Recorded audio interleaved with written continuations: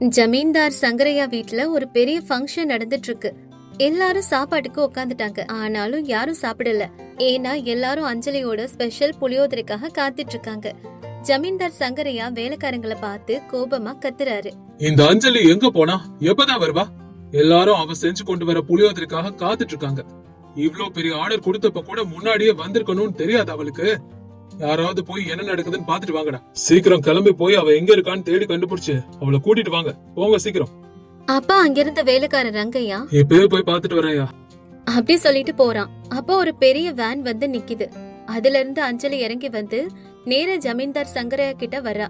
அப்ப அஞ்சலி இப்படி சொல்றா, ஐயா ஏன் தப்பு ஒண்ணும் இல்லைங்கய்யா.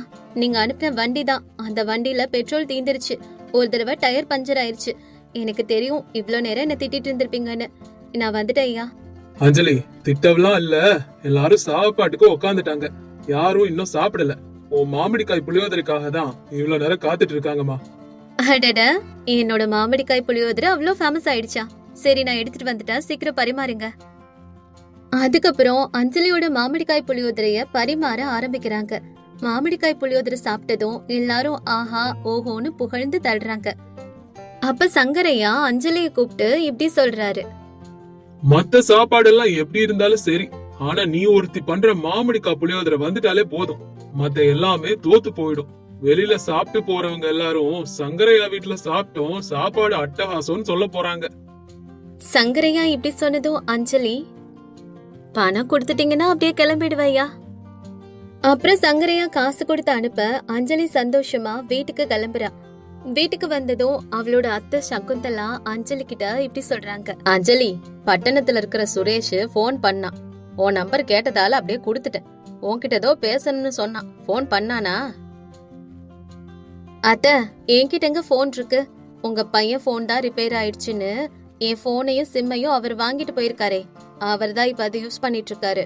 நீங்க சொன்ன மாதிரி சுரேஷ் கண்டிப்பா போன் பண்ணிருப்பாத்த. போன் பண்ணிருந்தாலும் அந்த போனை என் வீட்டுக்கார் தான் எடுத்திருப்பாரு. இப்ப போன் வந்ததும் இங்க வேகமா வந்துட்டு பாருங்க. இப்படி பேசிட்டு இருக்கும் போதே அஞ்சலியோட கணவன் அருண் அங்கே வர்றான். இப்பதான் உங்களை பத்தி பேசிட்டு இருந்தோம், அதுக்குள்ள வந்துட்டீங்களா? சரி, சுரேஷ் ஏதோ போன் பண்ணிருந்தானா என்ன? ஆமா அஞ்சலி, ஏதோ பெரிய ஆர்டரா. சீக்கிரம் பேசு.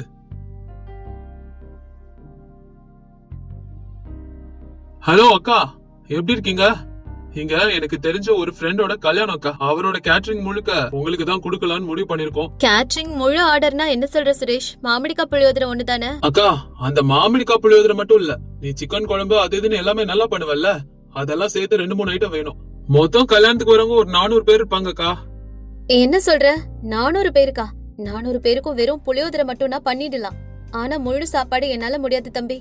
வேற யார்கிட்டயாவது ஆர்டர் பண்ண சொல்லுப்பா. என்னால கண்டிப்பா இது முடியும்னு எனக்கு தோணல. எனக்கு இவ்ளோ பெரிய ஆர்டர் எடுத்து பழக்கம் இல்லப்பா. இல்லக்கா, இந்த ஆர்டரை நீ தான் கண்டிப்பா பண்ணணும். நான் உன்னை அவ்வளவு பெருமையா சொல்லி வச்சிருக்கேன். அதுக்கப்புறம் என் பிரஸ்டீஜே போயிடும்க்கா. ப்ளீஸ்க்கா, நீ தான் பண்ணி கொடுக்கணும் கண்டிப்பா. எப்படியாவது இந்த ஆர்டரை நல்லபடியா முடிச்சு கொடுத்துருக்கா. தம்பி, முதல்ல நம்ம ஊர் சாப்பாடு இந்த பட்டணத்துக்காரங்களுக்கு பிடிக்குமானே தெரியல. உன் பேரு கெட்டுட போகுது தம்பி.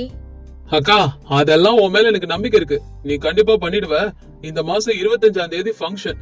நீ இங்க வந்து பண்ணாலும் சரி, இல்ல அங்க இருந்து பண்ணிட்டு அனுப்பினாலும் சரி, எப்படியோ நல்லபடியா பண்ணிருக்கா. அவ்வளவுதான்.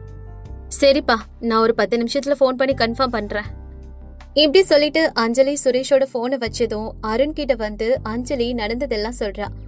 அப்ப அருண் அதுக்கு இப்படி சொல்றான், அஞ்சலி, இது நமக்கு பெரிய வாய்ப்பு. வேண்டான்னு சொல்லாத, நாம அங்கே போய் பண்ணிடலாம். நானும் அம்மாவும் கூட வரோம். அருண் அப்படி சொன்னதும் அஞ்சலியும் சரின்னு சொல்றா. அதுக்கப்புறம் சுரேஷ்க்கும் போன் பண்ணி சொல்றாங்க. 25ஆம் தேதி காலையிலே அத்தை, மருமக, புருஷன்னு 3 பேர் புறப்பட்டு அங்கே போறாங்க. காய்கறி நறுக்கிறது மாதிரி சின்ன சின்ன வேலையெல்லாம் அத்தையும் அருணும் உதவி பண்றாங்க. அங்க ஒருத்தன் நிக்கிறான். அவன் பேரு ஷரத். அவன் கிராமத்து ஆட்களையே பார்க்காத மாதிரி இவங்களையே வாயை திறந்து பேனு பாத்துட்டு இருக்கான். அப்ப அந்த ஷரத் கல்யாண பொண்ணோட அப்பா ரமேஷ் கிட்ட இப்படி பேசுறான். அங்கிள், இந்த கேட்டரிங் ஆளுங்களை பாருங்க, எவ்வளவு ஒஸ்டா இருக்காங்க. எங்க ஊர்ல வேலை செய்யற ஆளுங்களை இங்க கொண்டுட்டு வந்திருக்காங்க. இவங்க சாப்பாடு எல்லாம் ருசியா வருமா? இவங்களை பார்த்தாலே சமையல்காரங்க மாதிரி தெரியல. யாரு இவங்களை புக் பண்ணது அங்கிள்? எனக்கு என்னமோ இவங்க ஏதோ கொலைப்படி பண்ண போறாங்கன்னு தோணுது. உங்க ஃப்ரெண்டு சுரேஷ் தான் புக் பண்ணா. இவங்க ஊர்ல இவங்களோட மாமிடிக்காய் புளியோதரை ரொம்ப ஃபேமஸா. சிக்கன் குழம்பும் அட்டகாசமா. அதான் கூப்பிட்டு இருக்கோம். நல்லா சமையல் செய்வாங்கன்னு சுரேஷ் தான் சொன்னான். பாப்போம் எப்படி செய்யறாங்கன்னு. ஆனா எனக்கு என்னமோ பெருசா அவங்க மேல நம்பிக்கை இல்ல அங்கிள். மனுஷங்களோட வெளித்தோற்றத்தை பார்த்து நம்ம எதுவும் சொல்ல முடியாது. அவங்க சமைச்சு அதை நம்ம சாப்பிட்டு பார்த்தா தானே தெரியும் அந்த ருசி எப்படி இருக்கும்னு. பாப்போம். அங்கிள், நீங்க சொல்றதெல்லாம் சரிதான். ஆனா ஒருவேளை சாப்பாடு நல்லா இல்லைன்னா என்ன பண்றது? வந்தவங்க எல்லாம் சாப்பாடு மோசம்னு சொல்லிட்டு போயிடுவாங்க. அதனால ஆல்டர்னேட்டிவா ஏதாவது ரெடி பண்ணி வைங்க அங்கிள். பாத்துக்கலாம் அதுக்கப்புறம். இவங்க 2 பேரும் இங்க பேசிட்டு இருக்கும் போதே அப்பா அங்க சுரேஷ் வந்துறான். சரத், அட்வான்ஸ் கொடுத்தாச்சு. இவங்க செமையா சாப்பாடு பண்ணுவாங்க. டவுட் இருந்தா என்கிட்ட பேசு. இவங்க வேலைய பத்தி பேசாத. அத்தை உன் பேச்சை கேட்டு ஏற்கனவே வருத்தப்பட்டாங்க. அதான் வந்த. சரியா? சரத் அமைதியா நிக்கிறான். அங்கிள், சாப்பாடு நல்லா இல்லனா நானே ஒரே நிமிஷத்துல டாப் ரெஸ்டாரண்ட்ல ஆர்டர் பண்ணி கொண்டு வந்து கொடுத்துறேன் அங்கிள். பயப்படாதீங்க. அவங்க பாக்குறதுக்கு வேணா கிராமத்து ஆட்கள் மாதிரி இருப்பாங்க அங்கிள். ஆனா அவங்களோட சாப்பாடு அந்த ஊர்ல ரொம்ப பிரபலம். அதனாலதான் நான் புக் பண்ணேன். கண்டிப்பா நல்லா சமைச்சு தருவாங்க. நீங்க கவலையே படாதீங்க அங்கிள். சுரேஷ் அப்படி சொன்னதும் அவங்க 2 பேரும் அங்கிருந்து கிளம்பிடுறாங்க. அதுக்கப்புறம் சுரேஷ் அங்கிருந்து கிளம்பி அத்தை கிட்ட போய், அத்தை, அக்கா கிட்ட இந்த விஷயத்த நீங்க சொல்லிடவே கூடாது. அக்காவோட கான்பிடன்ஸ் போயிடும். எனக்கு அக்கா மேல முழு நம்பிக்கை இருக்கு. நீங்க அவங்கள ஊக்கப்படுத்துங்க அத்தை. அவங்க கண்டிப்பா நல்லா சமைச்சிடுவாங்க. இன்னைக்கு நமக்கு நல்ல பேர் கிடைக்கும். அத்தையும் சரின்னு சொல்லிடுறாங்க. அஞ்சலியும் சமைச்சு முடிச்சிடுறா. சாப்பாடு டைம் வருது. எல்லாரும் சாப்பிட ஆரம்பிக்கிறாங்க. அப்ப ஒவ்வொருத்தரும் சாப்பிட்டுட்டு ரொம்பவே சந்தோஷப்படுறாங்க. அடடா, இந்த மாமிடிக்காய் புளியோதரை அம்மாவை ஞாபகப்படுத்துதுன்னு ஒருத்தர் சொல்றாங்க. இன்னொருத்தங்க இந்த சிக்கன் குழம்பு சூப்பரா இருக்குன்னு சொல்றாங்க. இந்த மாதிரி ஒவ்வொரு உணவையும் தனித்தனியா பாராட்டி சொல்றாங்க. இத கேட்ட அஞ்சலிக்கு ரொம்பவும் சந்தோஷமா இருக்கு. அப்ப சுரேஷ் பொண்ணோட அப்பா கிட்ட இப்படி சொல்றான். அங்கிள், பாத்தீங்கல்ல, எல்லாரும் டவுட்டா பேசுனீங்க. ஆனா இன்னைக்கு சாப்பாட எல்லாரும் எப்படி புகழ்ந்து தள்ளுறாங்க. இப்ப அந்த சரத்தை கூப்பிடுங்க. அந்த சரத்து பையன் அங்க சாப்பிட்டுக்கிட்டே சூப்பர் அட்டகாசம்னு புகழ்ந்துகிட்டு இருக்கான்ப்பா. அங்க பாரு அவன என்ன பண்ணிட்டு இருக்கான்னு. ஆஹா, பிரமாதம். இத பார்த்தோன்னு சுரேஷ் பயங்கரமா சிரிக்கிறான். சுரேஷ், அவங்க கேட்ட பணத்தை கொடுத்துடலாம். இவங்க நம்பரையும் கொடு. இன்னும் நான் நிறைய பேருக்கு ஷேர் பண்றேன். இவங்கள மாதிரி ஆளுங்களை நம்ம ஊக்கப்படுத்தினா இவங்க நல்லா சம்பாதிப்பாங்க. நமக்கும் இவங்களுக்கு உதவி பண்ண திருப்தியும் இருக்கும். அதுக்கப்புறம் சுரேஷ் அவர்கிட்ட இருந்து காசு வாங்கிக்கிட்டு அஞ்சலியை தேடி போறான். அக்கா, நீ ஜெயிச்சிட்ட. எல்லாரும் உன் மாமிடிக்காய் புளியோதரைக்கு ஃபேன்ஸ் ஆயிட்டாங்க. எனக்கு சாப்பிட கூட கொஞ்சம் கூட மிச்சம் இல்ல தெரியுமா?